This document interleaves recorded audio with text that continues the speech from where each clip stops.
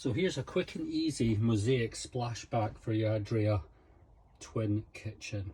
So what you need is, you go to B&Q, you get these mosaic tiles. You'll need 2 packs of them because you use about 1.5 of them. First thing you need to do is get a few tools together. I use a sharp scalpel knife and a pair of snips for cutting the tiles, because although they look metal, they're actually plastic, but these will cut through them.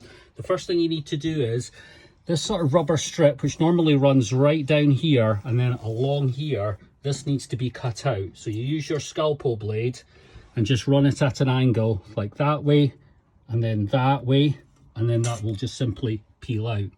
The first thing you need to do when you get your full sheet, this is half a sheet because I've cut them in half.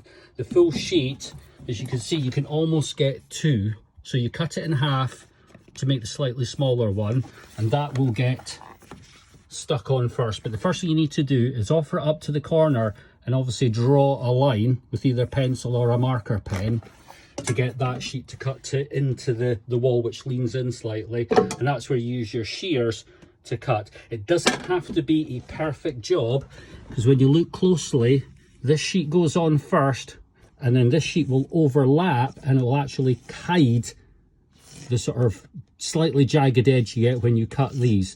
So the first one you want to do, once it's cut, you put this one on first.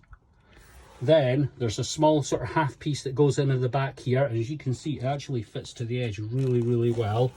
And then you put these sheets on. So again, this is another full-size half sheet cut.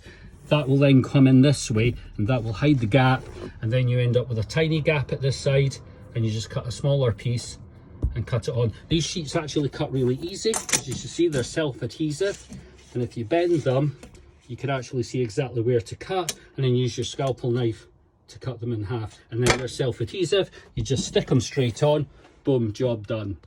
If you want, you may want to put some sort of trim along the top of the tiles. I haven't figured out what that could be yet, but that would maybe just neaten it off.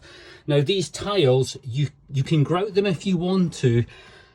I'm not sure I'd want to have that kind of sort of hassle, so I'm going to leave them and see how I get on. But if I start to find we're getting a lot of things like stuck in between, I may clean them and I may come back and grout them.